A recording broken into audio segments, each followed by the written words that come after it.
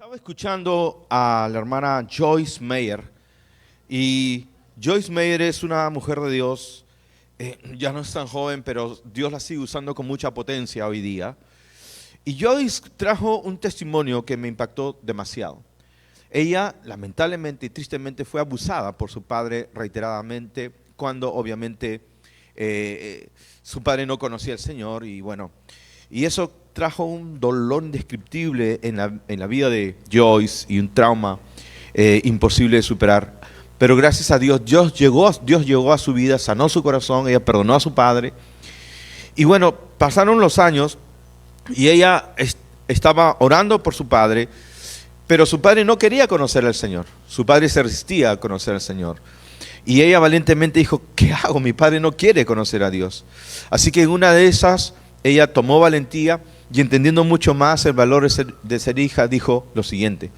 Dijo, Dios, en este momento mi padre no quiere conocerte, pero yo soy tu hija. Y por amor a mí, que soy tu hija, y en el nombre de Jesús te pido, porque tú salves a mi padre. Poco después su padre entregó su vida a Jesús, amén, y dio un testimonio enorme de salvación. Gloria a Dios, me encantó eso, porque a veces hay personas que simplemente, aparentemente, no quieren saber nada de Dios. Pero tus oraciones tienen mucho peso en la presencia de Dios.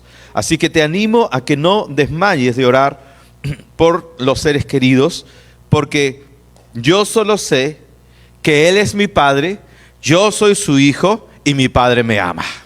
Digan conmigo, yo solo sé que Él es mi Padre, yo soy su hijo y mi Padre me ama. Amén. Qué importante es saber que Dios es nuestro Padre y somos amados por el Hijo. Ahora, vamos a nuestras Biblias, al libro de San Marcos. Y quiero compartir contigo, vamos a San Marcos del capítulo 6, quiero compartir contigo 4 errores comunes que detienen o limitan el obrar de Dios en nuestra vida. Para los que ponen el título en el mensaje es un poco largo, pero ese es el mensaje. 4 errores comunes que limitan el obrar de Dios en nuestras vidas. Lo primero que quiero decir es que a Dios le place manifestarse. Dios es un Dios que su esencia es dar. A Dios le complace bendecir. A Dios le satisface bendecir. Dios desea bendecir. Su naturaleza de amor es una naturaleza de dar. ¿Entiendes? Cuando Dios obra a nuestro favor, el más feliz es Dios, porque Él es tu Padre. Cuando tú, como padre, das cosas a tus hijos, muchas veces el más feliz eres tú. Cuando ves el rostro de tus hijos, tú cómo puedes bendecir a tus hijos, hay un gozo enorme. Dios es Padre para nosotros y Dios se satisface. A Dios le agrada bendecir. Amén. Eso es muy importante. Que nosotros lleguemos a entender la benevolencia de Dios, la bondad de Dios, el deseo de Dios de bendecir a la humanidad. Pero aún así podemos limitar a Dios. Podemos tener creencias limitantes. Pero no voy a hablar de creencias limitantes ahora, pero sí acerca de cosas, ¿sí? Acciones limitantes contra el obrar de Dios. Puedes limitar a Dios en tu vida. Ahora, escúchame esto. Tú puedes ser tu mejor amigo o tu peor enemigo. ¿Sí? Tú puedes ser tu peor enemigo o tu mejor. Nadie más puede ser tu peor enemigo sino tú mismo. Es muy importante que entiendas esto. Pero nadie puede ser tu mejor amigo sino tú mismo. Así que más vale que te pongas a buenas cuentas contigo mismo. Estaba en Bogotá, iba a visitar a un pastor amigo allá en Bogotá, muy querido, en Colombia. Dicho sea de paso, la gente de Colombia me parece fantástica. Y ya estaba yo en el taxi yendo a verlo, y él me dijo, bueno, ¿con quién vienes? Porque seguramente me iba a invitar a almorzar, y así fue. Fuimos a un restaurante, comimos riquísimo, una plática deliciosa, la plática también. Y él me dijo, ¿con quién vienes? Y yo le dije, conmigo mismo, le escribí. Y él se rió, jajaja, ¿no? No escuché antes decir eso. Y la verdad es que sí, yo estaba muy bien acompañado porque iba conmigo mismo. ¿Cuántos se disfrutan a sí mismos? Hay algunos que no se aguantan ni a sí mismos. No pueden consigo mismos. Pero es muy importante hacer las paces contigo mismo. Ser tu mejor amigo es muy importante. Aleluya. Bien, entonces, digo más, que no podemos nosotros, o a veces podemos limitar al mismo Dios en nuestras vidas. Así que, ¿qué es lo primero que puede limitar a Dios? El hecho que Dios obre, porque nos pensamos, Dios, ¿por qué no operas? ¿Qué está pasando? ¿Por qué no veo tu manifestación? Amén. Bueno, y aquí vamos a traer, amén, a la mesa 4 acciones que pueden limitar el obrar de Dios en nuestra vida. Número 1, vamos a verlo en el libro de San Marcos, capítulo 6. Y aquí, en esta escena, en esta primera escena, vemos a Jesús mismo siendo limitado. Jesús mismo, el mismo Hijo de Dios, siendo limitado por la gente. Dice la palabra de Dios aquí en Marcos capítulo 6, verso 1. Salió Jesús de allí y vino a su tierra y le seguían. Esta Biblia, Dios mío, pequeñísima. Le seguían sus discípulos. Y llegado el día de reposo, sábado, comenzó a enseñar en la sinagoga, y muchos oyéndole se admiraban y decían: ¿de dónde tiene estas cosas? ¿Y qué sabiduría es esta que le ha sido dada? Y estos milagros que por sus manos son hechos. ¿No es este el carpintero? ¿No es este el carpintero? El hijo de María, hermano de Jacobo, de José, de Judas y de Simón. ¿No están también aquí con nosotros sus hermanos? Y se escandalizaban de Jesús. Mas Jesús les decía, ojo, dice: no hay profeta sin honra, sino en su propia tierra y entre sus parientes y en su propia casa. Y no pudo allí hacer milagro alguno, sino que solo pudo sanar a algunos poniendo sobre ellos sus manos. Gloria a Dios. Es impresionante lo que encuentro en este pasaje, que Jesús no pudo hacer milagros. Él quería, él deseaba, pero no pudo. Quiere decir que hay cosas que Dios no puede hacer, no porque no puede hacer, sino porque no se lo permitimos. Amén. Frenamos el obrar de Dios. Ahora, ¿qué frenó el obrar de Dios aquí? La gente comenzó a preguntarse: ¿este no es el carpintero que nos hacía la cunita para nuestros nietos? ¿No es el carpintero que nos hizo las puertas de la casa? ¿No es el carpintero hijo de José? ¿Él no es el carpintero? ¿Acá no están sus hermanos? ¿De dónde trae él esa sabiduría? Y dice la palabra que no hay profeta sin honra, sino en su propia tierra, y más aún en su propia casa. La limitante de ellos era que en lugar de reconocer la unción de Dios sobre Jesús, ellos erraron al mirarlo solo de forma natural. Al no reconocer a Dios en Jesús, ellos miraron a Jesús en su papel natural, en su oficio natural, como un carpintero. Y un grave error que solemos cometer es no entender quién es Jesús. Y Jesús es Dios hecho carne. Jesús no es solamente un carpintero. Jesús no es solamente alguien muy sabio, como mucha gente lo puede reconocer. Aún los ateos no pueden negar que hubo un Jesús en la tierra. Pero aunque no niegan que hay un Jesús en la tierra, Jesús no puede hacer mucho por ellos, porque no lo reconocen como el Hijo de Dios, el Mesías. ¿Correcto? Entonces la diferencia está en poder reconocer quién era Jesús realmente. Ahora, ¿cuál era la limitante mayor? ¿Por qué no podían reconocer a Jesús? Dice la palabra que ellos decían: oh, pero este no es el carpintero, no están aquí sus hermanos. El problema de ellos fue su falta de honrar al Señor. Por eso Jesús dijo: no hay profeta sin honra, sino en su propia tierra. La Biblia no dice que todos los profetas están sin honra. No, la Biblia dice que el mejor lugar para no ser honrado y reconocido como profeta es su propia nación, su propio pueblo o la familia. Los profetas generalmente son honrados fuera de su entorno. Es más fácil honrar a un profeta fuera de su ciudad, fuera de su país o fuera de su propio hogar o familia. Ese es un grave error. Entonces, ¿cuál era el problema central? La familiaridad. El pecado de familiaridad frena el obrar de Dios. Ellos estaban mirando a Jesús más de forma natural y no reconocieron a Jesús de forma espiritual y sobrenatural. De igual manera, no solamente Jesús puede ser obstaculizado, Dios también puede usar a tu esposo, Dios también puede usar a tu esposa, Dios también puede usar a tus padres, Dios desea usar a tus padres, Dios desea usar a tu esposo, para tu favor. Dios usa personas en nuestras vidas, pero lo que puede frenar el obrar de Dios a través de tu esposo y tu esposa es cuando tú dices, pero sí, yo ya conozco este gordo cómo es. Yo ya sé cómo es este cabezón. Entonces comienzas a mirarlo a él de forma natural.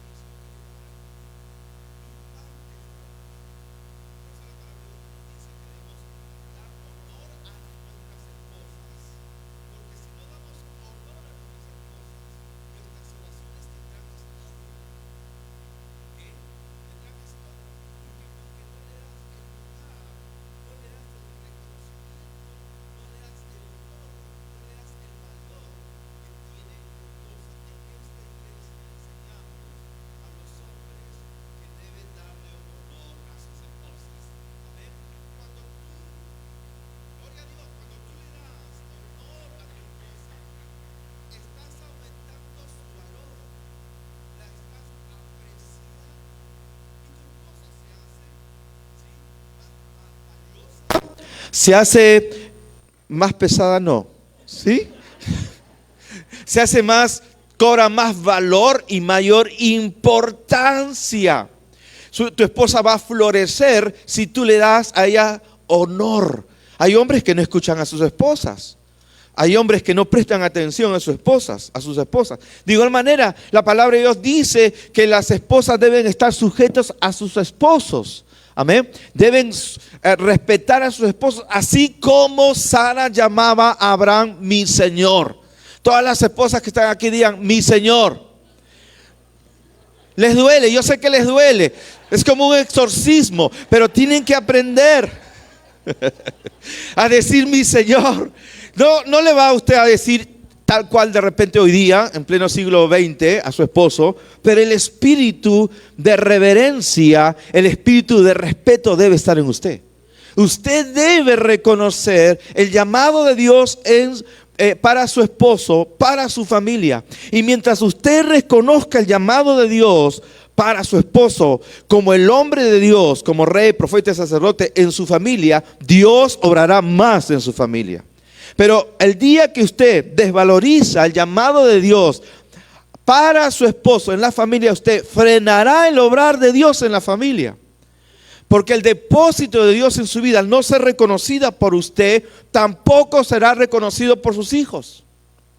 Si usted le da valor a su esposa, adelante sus hijos le darán más valor a la madre.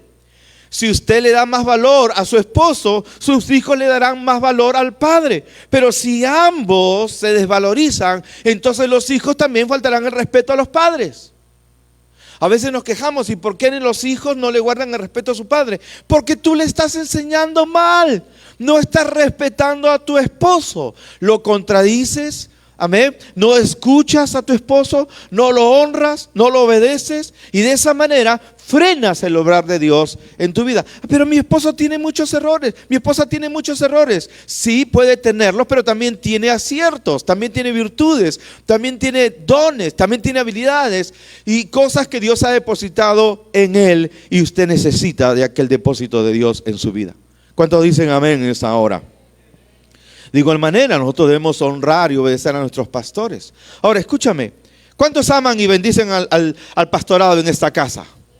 Gloria a Dios que por acá lo hacen. Sí, pero ¿sabes qué? Y es bueno eso. Yo he llegado a iglesias donde cuando me han presentado, antes de que me presente como pastor, la gente nos saluda y la forma de saludarme es como así, por poco mejor no me saludas. Oh, hola, hola mano. ¿Qué mano te doy? ¿Derecha o izquierda? ¿No? O sea, es displicente. Y de acuerdo a la expectativa que ellos tienen, Dios obrará en esa iglesia. Ahora yo sé que lamentablemente hay casos donde los pastores no han presentado bien o representado bien las cosas del reino y por eso hay gente dañada, ¿verdad? Y ya tiene frenos hacia los pastores. Pero cuando la gente entiende que es el llamado de Dios, la unción de Dios sobre tal o cual pastor, entonces tiene una actitud mayor de recibir. Lo mismo pasó con Jesús. Dijeron, pero él no es el carpintero. ¿De dónde viene ahora que es profeta? ¿Dónde se ha visto un carpintero profeta? Entonces en su mentalidad de familiaridad frenaron. O sea, nos encanta que nosotros como familia espiritual seamos vulnerables. Sí, que nos riamos juntos, juguemos juntos, pero nunca pasemos la línea hacia la familiaridad. De tomar el pelo al otro, de burlarnos del otro, de mirarlos de forma natural. El día que tú haces eso, frenarás el obrar de Dios en tu vida. Ahora, hay personas, hay damas, hay esposas que tienen más respeto al pastor de su iglesia que a su propio esposo. Ellas estarán dispuestas a escuchar al pastor porque es el hombre de Dios. ¿Y tu esposo qué es? No sé. Bueno, déjame decirte que tu esposo también es el hombre de Dios para tu vida. Y tú tienes que aprender a mirarlo como el hombre de Dios para tu vida. Es más, prioritariamente hablando, si hablamos de prioridad y respeto, más respeto y prioridad merece tu propio esposo aún que el pastor de la iglesia. Déjame decirte que nosotros, yo como pastor, pastoreo a los hombres y los hombres pastorean a su familia. Así que si tú eres la esposa de un hombre de Dios en esta casa, deja a tu esposo ser el líder que Dios quiere para tu familia. Te va a ir mejor. Y vas a abrirle las puertas a la bendición en tu familia. Esto es muy importante. Amén. Entonces nosotros tenemos que aprender a entender y a interpretar las escrituras de manera correcta, de modo que Dios pueda operar a nuestro favor. ¿Qué significa dar honor? Repito, dar honor significa dar respeto, dar valor, otorgar peso, valía, importancia a algo. Entonces, a medida que tú das valor a alguien, ese alguien cobra mayor peso, ¿sí? Mayor importancia en nuestra vida y de esa manera recibimos la bendición que está en esta persona. Gloria a Dios. Me acuerdo hace años atrás, ya iniciando o previos a iniciar el ministerio de pastor, estaba haciendo obra de maestro, predicando en algunas iglesias, estábamos ayudando a una iglesia a reflotarla y tuvimos ahí un complot, gente que no entendió bien su llamado, su rol. Y bueno, tuvimos que dejar esa iglesia un tiempo, dejarla, no pelear por liderazgo, simplemente dejamos que Dios obrara. Así que me dediqué a viajar y a trabajar de modo secular y viajar predicando. Y estaba en ese interrogante, Señor, ¿qué quieres tú para mi vida? ¿Realmente quieres que te sirva como pastor? Porque yo no quiero ponerme a mí como pastor. Si tú me has llamado, tú vas a respaldarme y tú vas a hacer que las cosas se den. Porque yo no estoy por mi propia cuenta. Y yo me acuerdo haber predicado en provincia y un niño al final del servicio se acerca y me dijo lo siguiente. Me dijo él mismo, con sus propias palabras, pastor, pastor. Yo no era el pastor, simplemente un predicador invitado. Por favor, nunca deje de predicar. Yo recibí esa palabra como una palabra de Dios. Honré la palabra de ese niño. Cuando tienes una actitud humilde, tú puedes recibir también de los niños. Bendito sea el nombre del Señor. Entonces es tan importante, pero hay gente que dice, no, ¿y tú qué me vas a hablar a mí? Tú eres un niño, tú eres el anfitrión, tú eres el ujier, tú eres el que limpia. No. Y de esa manera menospreciamos a las personas y no recibimos lo que Dios puede hablarnos. Dile a tu vecino, respira por favor, que hay aire suficiente para todos. ¿Sí? La falta de honor, la falta de el pecado de familiaridad puede echar a perder el fluir de Dios en nuestras vidas. Amén. Tenemos que saber, venir con expectativa que Dios va a usar al ministerio de música, que Dios va a usar a los que cantan, que Dios estará usando a uno de los hermanos que están ahí cuidando nuestros autos al salir. Ellos también son personas que Dios ha puesto en ese lugar para bendecirnos. Número 2, el siguiente obstáculo que puede limitar el obrar de Dios en nuestras vidas es mirar a la gente según la carne. Vamos a 2 de Corintios capítulo 5, versos 16 y 17. 2 de Corintios capítulo 5, versos 16 y 17. Dice así la palabra de Dios. De manera que nosotros, de aquí en adelante, a nadie conocemos según la carne.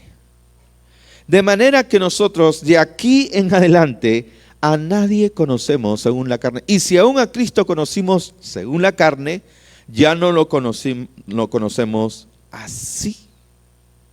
Ya estamos viendo cómo hay gente que conoció a Jesús según la carne, ¿verdad? Y Jesús no pudo obrar a su favor. Pero ahora la palabra de Dios no aplica solamente para Jesús. También aplica para nuestros hermanos. De manera que ahora en adelante a nadie conocemos según la carne. ¿Qué me vienes a hablar a mí de Cristo si yo conozco tu pasado? ¿Si me vienes a mí a hablar del Señor si yo conozco tus debilidades? Sé cómo eras antes. Sí, pero eso era antes. La palabra de Dios dice, de modo que si alguno está en Cristo, es una nueva criatura. Las cosas viejas ya pasaron y todas son hechas nuevas. ¿Cómo es que Dios quiere que nos miremos? Dios quiere que nos miremos y nos tratemos como Dios nos mira y nos trata a nosotros. Dios siendo Padre, Dios siendo Dios, el dueño del universo, el supremo hacedor, lleno de gloria y majestad, nunca nos mira como poca cosa. Siempre nos mira, nos da valor, nos ama y nos sentó en lugares celestiales con Cristo Jesús. Amén. Dios nunca nos minimiza, no menosprecia a ninguna de sus criaturas. Él nunca es así. Él, por el contrario, Jesús vindicó a los niños, vindicó a las mujeres, a los ancianos, a las ancianas. Jesús siempre daba realce a las personas. ¿Cuánto más cuando nosotros aprendemos quiénes somos? Lo que estoy diciendo en esta hora es que para que nosotros demos lugar a que Dios opere en nuestras vidas, debemos mirarnos, repito, como Dios nos ve. ¿Y cómo nos ve Dios? Como hijos amados. ¿Cómo nos ve Dios? Como coherederos. ¿Cómo nos ve Dios? Como reyes y sacerdotes. ¿Cómo nos ve Dios? Sentados en lugares celestiales. ¿Cómo nos ve Dios? Declarados sin culpa, justificados por la fe. ¿Cómo nos ve Dios? Como hijos predestinados por Dios. Tenemos que aprender a mirarnos como Dios nos ve. Mira a tu esposo como Dios lo ve. Mira a tu esposa como Dios lo ve. Mira a tus padres como Dios los ve. Mira a tus hijos, a tus hermanos, a tus amigos como Dios los ve. Amén. Ven, quiero hablar contigo. Te voy a decir tus 4 verdades. ¿Me vas a decir mis 4 verdades? Sí, la primera verdad que te quiero decir es que has sido justificado, declarado sin culpa alguna por la sangre de Cristo, y para mí tú eres inocente. Eres inocente. Si alguien es tu hermano, tu primera intención hacia él debe ser el trato hacia un inocente, no hacia un culpable. Cuando tú tratas a tu hermano, inmediatamente piensas que es culpable, tú no lo estás tratando como Dios lo ve, porque Dios lo ve como inocente. Porque Dios lo declaró como inocente.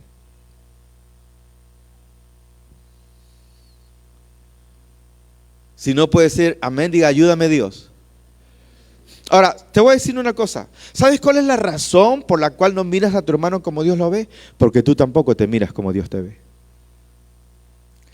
Tú tampoco te miras como templo del Espíritu Santo. Tú tampoco te miras como un hijo de Dios. Tú tampoco te miras en victoria. Y al no mirarte como Dios te ve, ¿cómo vas a mirar a otros si tú mismo no te sabes valorar en Cristo Jesús? Por eso es tan importante que nosotros aprendamos en esta casa, en esta iglesia. Nosotros tratamos a la gente según el valor que Dios le da y todos son sumamente importantes porque todos son hijos de Dios. No necesitamos un título para ser valorados, no necesitamos el título de ser apóstol o profeta, en buena hora por los profetas y pastores y evangelistas, gloria a Dios por los pastores, pero no tratamos a la gente solo por el título, los tratamos por el solo hecho de ser hijos de Dios y eso ya los hace sumamente importantes. Y si aún no son hijos de Dios, son criaturas de Dios. Y por ser criaturas de Dios, son creados a imagen y semejanza de Dios. Y por eso merecen nuestro respeto también. Bendito sea el nombre de Jesús, ¿verdad que sí? Así debe ser. Me gusta repetir mucho. ¿Cómo tratas tú al mayordomo que te va a servir el plato en la mesa? ¿Cómo tratas al señor guardián que te cuida el auto donde vas tú? ¿Cómo lo tratas? ¿Cómo te diriges a él? ¿Cómo tratas a aquella persona que hace su show en el cruce del semáforo? ¿Cómo lo tratas cuando le das una ayuda, una moneda? ¿Cómo le das? Porque la forma como tú te miras es como vas a mirar a otros. Por eso es tan importante que como iglesia no caigamos en la chabacanería. Está bien reírnos de una broma, pero jamás debemos menospreciar a nadie. Bendito sea su nombre. Esto es muy importante. Una vez, un joven pastor, un joven líder, que tenía problemas todavía de índole sexual, estaba luchando todavía en esta área, habló con un pastor veterano y le dijo: pastor, yo veo que tú te has mantenido en integridad, pero tu iglesia es una iglesia muy grande y numerosa. ¿Cómo haces tú para no ceder a la tentación con las hermanas en la iglesia? Porque hay muchas damas en la iglesia, jóvenes hermosas. Y él le dijo: simple, las veo como hijas. Ellas son mis hijas. Y yo hacia mis hijas jamás tendría una mirada inadecuada. Hola. Amén. Si tú eres adulto en esta iglesia y hay hermanas jóvenes, míralas como a tus propias hijas. Míralas como tus hermanas en Cristo Jesús. A medida que tú miras de esa forma, como Dios los ve, entonces la bendición de Dios se va a extender en tu vida. Y no vas a estar con prejuicios, ¿no? Ay, esta hermanita, ¿por qué se sienta tan...? La Biblia dice que todo le es puro para los puros. Todo le es puro para los puros. Entonces, muy importante, ¿cómo te estás mirando? ¿Cómo miras a tu hermano? ¿Cómo miras a tu hermana? ¿Cómo miras a tus otros hermanos? Tienes que mirarlos así como Dios los ve. Hermano, quiero hablar contigo. Con todo cariño, quiero decirte que lo que tú estás haciendo es muy inadecuado. Me da una gran tristeza cómo te estás conduciendo. Quiero decirte que tus acciones no van de acuerdo a quién eres tú. Porque tú eres un hijo maravilloso de Dios. Amén. Tú has sido redimido por el Señor, eres escogido. Lo que tú haces no va de acuerdo con tu verdadera naturaleza. Así que más vale que tomes el lugar que Dios te ha dado. Entonces tú estás corrigiendo a esa persona, pero no lo estás condenando. Lo estás llevando al lugar que el Señor le ha dado. ¿Tú crees que por condenar a alguien, por decirle, ¿sabes qué? Desgraciado, quiero hablar contigo. Ven para acá. ¿Tú crees que me vas a engañar a mí? ¿Ah? Eres como el hijo de Satanás. ¿Tú crees que por hablar de esa manera va a cambiar esta persona? No, no. La palabra de Dios dice que debemos devolver bendición en lugar de maldición. Amén. Gloria a Dios. ¿Cuánto estamos aprendiendo esta mañana? ¿A cuánto nos está doliendo? Bueno, sí, también duele. Es verdad. Pero le duele a nuestra carne. Entonces, tan importante para que Dios pueda fluir entre nosotros es aprender a honrarnos y a valorarnos también y mirarnos como Dios nos mira. Esto debe ser nuestra cultura en nuestra iglesia. Por eso somos muy poco dados a estar criticando otros ministerios, otros pastores y predicadores, porque tenemos que verlos como Dios los ve.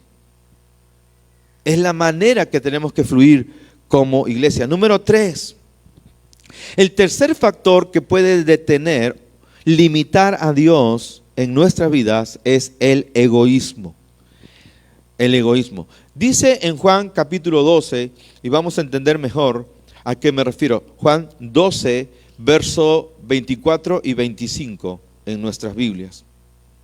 Sí, dice la palabra de Dios de esta manera. El que ama su vida, la perderá. Pero el que aborrece su vida en este mundo, para vida eterna la guardará. Y si alguno me sirve, sígame, y donde yo estaré, él también estará. Pero dice la palabra, el que ama su vida, la perderá. Pero el que aborrece su vida en este mundo, para vida eterna, la guardará. ¡Wow! ¿Qué está diciendo el Señor? La palabra aquí, para vida, en el texto original, que me tomé el tiempo de ir al griego y al significado real, la palabra aquí es suké. Es decir, no está hablando de la vida misma, está hablando de la vida del alma. Lo que Jesús realmente está diciendo, el que aborrece la vida de su propia alma, ganará la vida de Dios. En otras palabras, o vives una vida almática, sensorial, emocional, o vives la vida de Jesús, pero no puedes vivir las dos vidas a la vez. O sea, tú eliges vivir por tus sentimientos, emociones o pensamientos, o eliges vivir el caudal de vida que está en ti, el depósito de Cristo. Y para que experimentes la vida de Cristo, tú tienes que negar las sensaciones y sentimientos y pensamientos de tu parte natural, de tu parte emocional. Por eso Jesús dijo, el que pierda su vida, la propia vida de su alma, por la vida de Cristo, al final la ganará más vida, la vida abundante de Cristo. ¿Cuántos me están siguiendo a esta hora? Por eso Pablo dijo, ya no vivo yo, mas Cristo vive en mí. Ahora pues estoy crucificado en Cristo.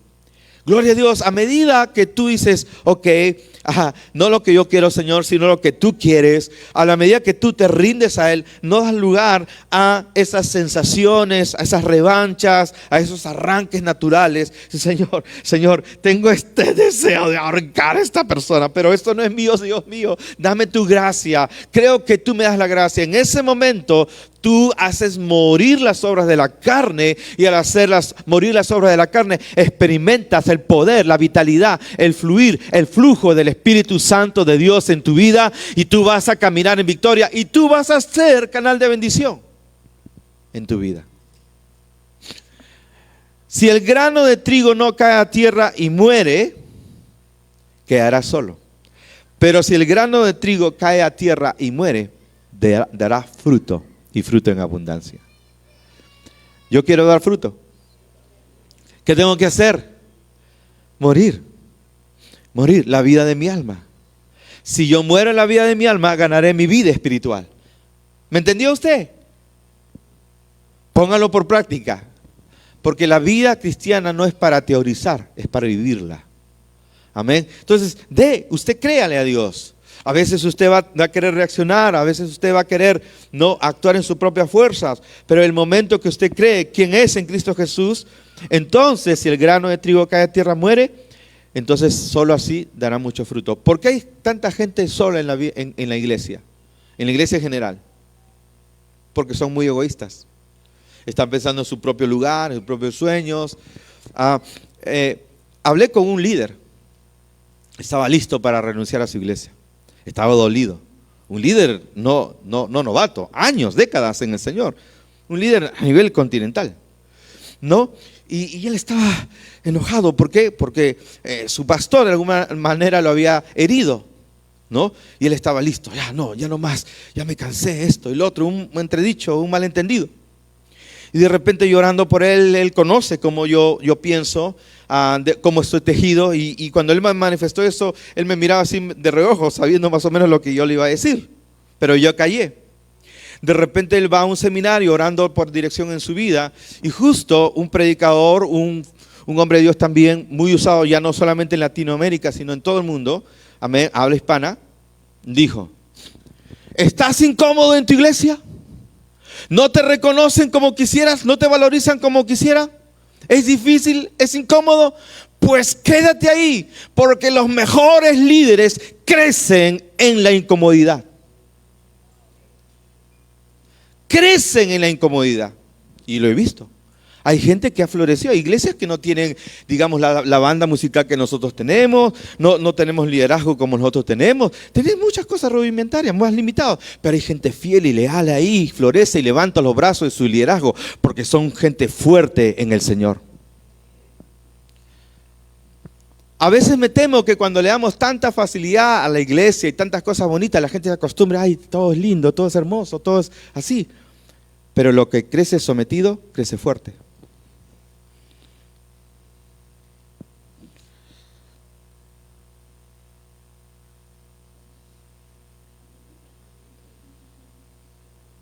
Finalmente, el cuarto limitante para que Dios pueda obrar en nuestra vida es los pecados de omisión.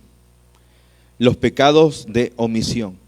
Santiago, el capítulo 4, verso 15. Santiago, capítulo 4, verso 15 dice así, al 17.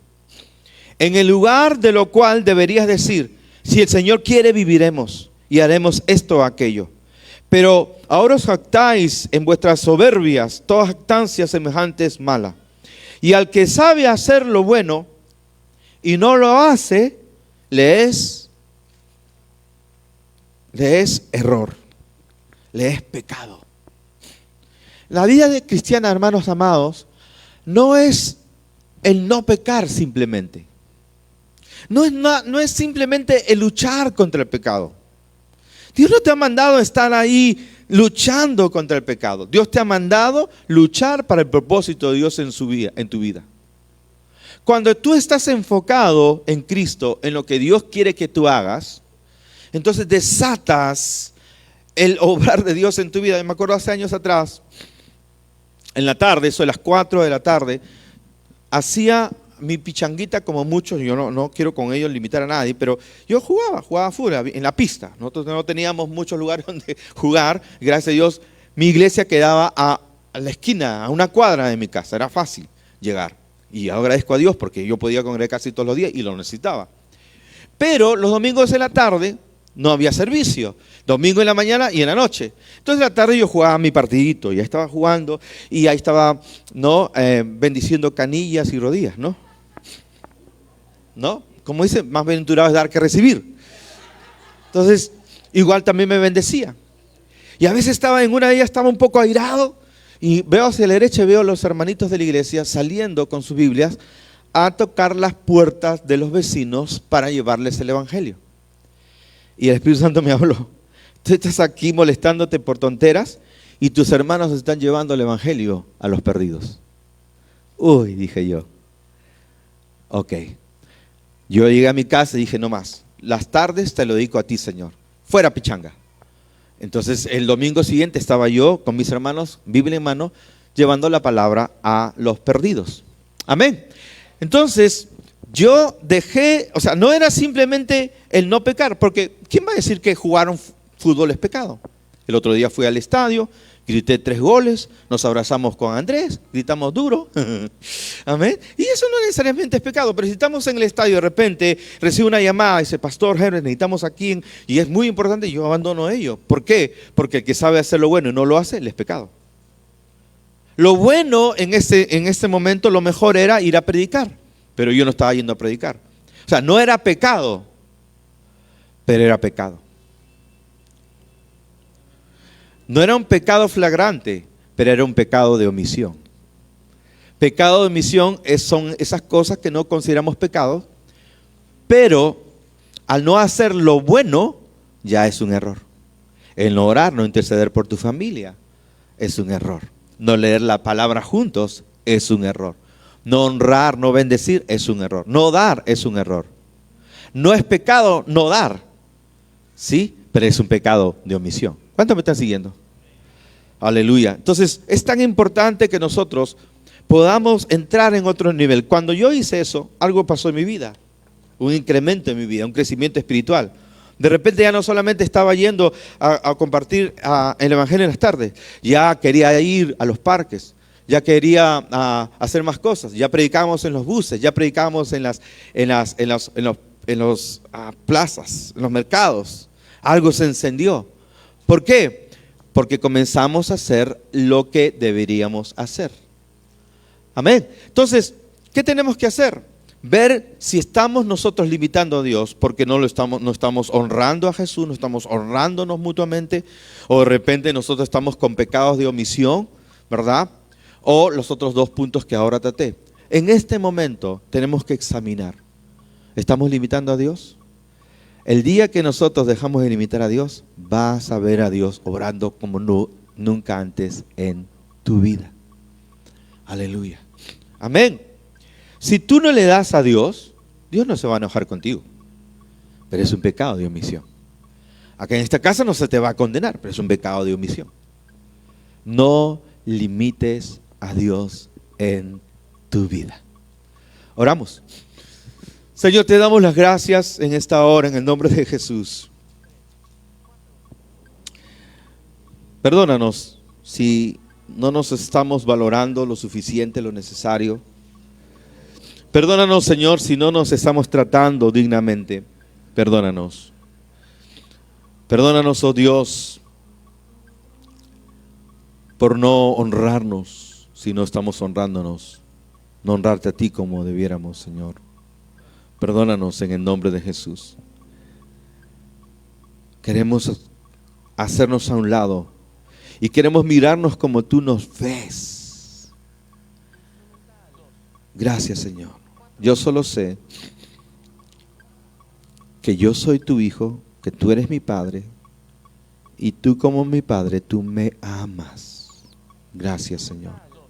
En esta hora, querido, tú que estás presente, ¿te das cuenta? Dios no ha venido a condenarte. Dios no ha venido a desecharte. Dios ha tendido su mano hacia ti para que tú puedas tener acceso hacia Él. ¿Sí? De modo que si alguno está en Cristo, es una nueva criatura, las cosas viejas pasarán y todas se harán nuevas.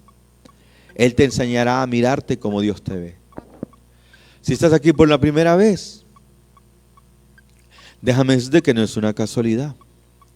Y si tú has escuchado este mensaje y piensas que alguien me dijo algo de ti para yo predicar, estás equivocado. Nadie me dijo nada. Ese es el Espíritu Santo que conoce tu vida.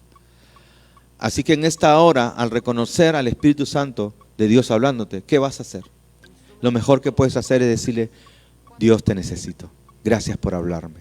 Si esa es tu decisión en esta hora, donde tú te encuentres, por favor, levanta tu mano para orar por ti. No te voy a pedir que pases al frente, no te voy a pedir que pases aquí, mucho menos. No, solamente voy a hacer una oración contigo, donde tú te encuentres. ¿Hay alguien en este auditorio que dice, yo necesito a Cristo en mi vida? Levante su mano para orar por él o ella. Sí, que Dios te bendiga. Gloria a Dios. Puedes bajar tu mano. Gracias. ¿Quién más en esta hora?